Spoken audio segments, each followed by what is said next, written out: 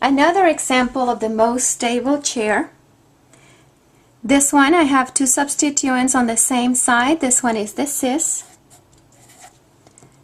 This one I have one substituent in the front, the other one in the back. This one is the trans. That's my limitation right there. Whenever I put these two substituents, they have to be on the same side of the molecule. This ones, they have to be on the opposite side of the molecule. All right, I'm going to draw two chairs.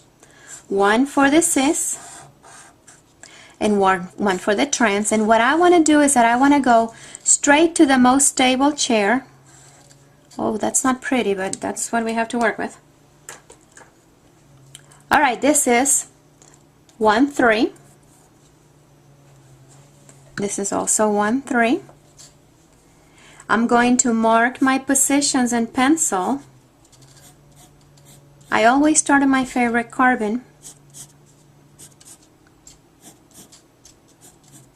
All right. On the cis, I want the most stable conformation right away. So what I'm going to do is that I'm going to check which one is the biggest group, the tertbutyl group or the methyl.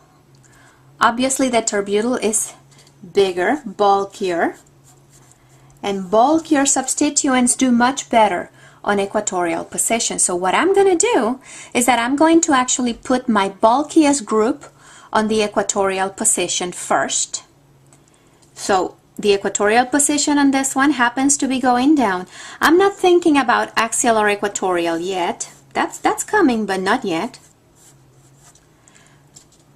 What I'm thinking is bulkiest equatorial. All right, now I need to put my methyl. And the methyl is slightly smaller, but right now it doesn't matter because my limitation right here is that I have to put that methyl cis to my tertbutyl. Well, I put my tertbutyl in an equatorial position, and that one happens to be down. So when I go to carbon number 3 and put my methyl, I have to put it cis to my tertbutyl, down, down. I have to put both of them down. So that's how you immediately can go to the most stable conformation. Pick the biggest substituent and put that one on an equatorial position. And then when you attach the second or maybe the third substituent, make sure you follow this cis relationship. On the second one right here, I need to actually put the methyl trans to my tertbutyl.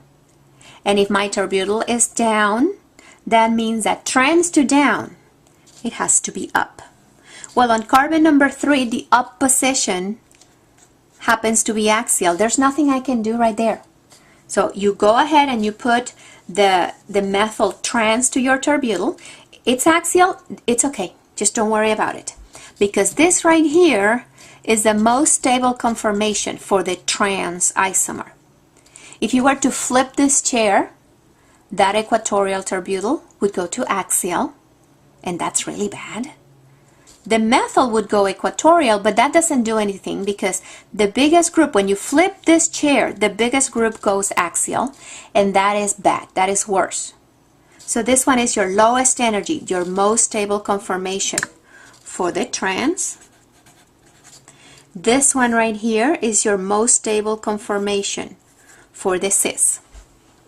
Now let's compare these two. Which one is more stable? This one is more stable, isn't it? Because I was able to put two substituents on equatorial position. So in this particular example, cis is more stable than trans. That happens for this particular example. Not every example is going to have cis more stable than trans.